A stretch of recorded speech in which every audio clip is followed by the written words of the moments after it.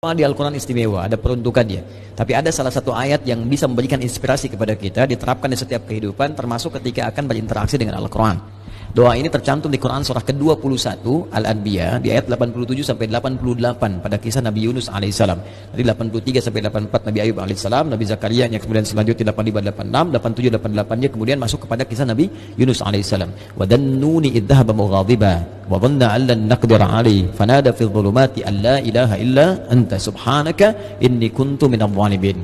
Nah, ini dawamkan doa ini. Termasuk kalau kita ingin berusaha berinteraksi dengan kebaikan. Kayak kita misalnya mau coba menghafal Quran, kayak kita mau coba membaca Quran dengan baik, atau kita coba misalnya mendapatkan kesuksesan dalam pekerjaan, atau kita mengatasi gangguan dalam kehidupan. Ini masuk semuanya. Kenapa? Karena dasar pertama, ini ada 3 bagian di doa ini yang penting kita garis bawahi. Pertama, la ilaha illa anta. Ya?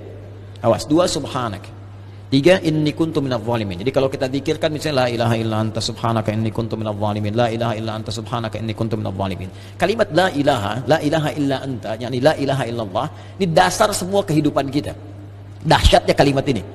Ya, dari kalimat inilah kita tercipta. Dari kalimat inilah kita diminta untuk beribadah. Makanya beliau tadi menyitir Quran surah ke-51 Ad-Dhariyat di ayat ke-56. Wa ma khalaqatul jinna wal insa illa liya'budun. Tidaklah aku ciptakan jin dan manusia kalian kecuali untuk menyembah aku. Dan penyembahan pertama itu ditafsirkan kalimat la ilaha illallah. Quran surah Thaha ayat ke-14. Innani anallahu la ilaha illa ana fa'budni. Wa ma khalaqatul jinna wal insa illa liya'budun. Jadi tujuan kita beribadah kepada Allah Subhanahu wa taala untuk la ilaha illallah. Hadirnya kita di sini, hidup di dunia la ilaha illallah. Bahkan orang berjuang jihad fi sabilillah sampai wafat karena la ilaha illallah. Bahkan orang kalimat terakhirnya dalam hidup untuk la ilaha illallah. Kalimat akhir hidupnya, man qala la ilaha illallah fi akhir hayatihi dakhala al-jannah. Kalau ada orang bisa mengucapkan la ilaha illallah akhir hidupnya, dijamin oleh Nabi sallallahu alaihi wasallam dengan lisannya masuk surga. Bayangkan, kita hidup untuk la ilaha illallah, berjuang untuk la ilaha illallah. Wafat pun bisa mengucapkan la ilaha illallah. Dijamin semua kebaikan. Jadi ketika kita berdoa menggunakan satu kalimat ini kepada Allah, seakan-akan kita mengatakan, ya Allah, bukankah dengan kalimat ini, bukankah dengan kata ini aku dihidupkan untuk beraktivitas, bukankah dengan kata ini aku diminta beribadah, bukankah dengan kata ini aku diminta untuk berjuang sampai wafat, maka dengan semua keistimewaan di kata ini, ya Allah, mohon kabulkan, aku ingin minta sesuatu. Aku sakit, mohon sembuhkan, ya Allah. Aku dikerjai orang, mohon lindungi, ya Allah. Aku punya kesulitan, mohon mudahkan, ya Allah. Subhanak. Subhanak, kata subhanak itu menafikan semua yang tidak setara dengan sifat-sifat Allah. Ya, contoh orang mengatakan Allah punya anak, makanya turun Quran surah kedua ayat 116. Wa qalu takhadallahu walada subhana. Tepikan semua yang tidak ada hubungan dengan Allah Subhanahu wa taala.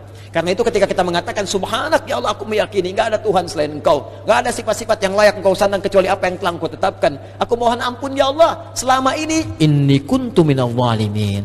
Aku salah. Aku salah, ya Allah. Aku katakan Tuhan hanya Engkau, tapi aku kadang diperbudak dunia. Aku ikut sesembahan dunia. Aku akhirkan ketika Engkau minta, Engkau panggil sholat, aku mengikuti panggilan dunia. Aku katakan subhanak, Engkau yang maha suci, Engkau yang maha esa, Engkau yang maha agung, tapi aku mengagungkan yang lain. Aku salah, ya Allah. Inni kuntu minadh dhalimin. Aku salah. Nah, kalau kita dawamkan doa ini dalam kehidupan, la ilaha illa anta subhanaka inni kuntu minadh dhalimin, maka satu kalimat ini adalah kalimat yang sangat indah yang bisa mempercepat doa. Tahu dari mana ini semua? Jawaban ayatnya, lihat ayat selanjutnya, fastajabna. Istikhdami fa. Harfu atfin rabitin baina syai'aini bila hudud. Cepat. Huruf yang mengikat dua peristiwa dan berlangsung tanpa jeda. Peristiwa pertama berdoa, peristiwa kedua jawaban dari doa. Ya. Wa qul wa fi hadhil ayat min ayat 83 84 qul fastajabna. Di ayu fastajabna. Pakai fa semuanya. Fastajabna, kami akan cepat jawab. Fastajabna, kami akan cepat jawab. Ya.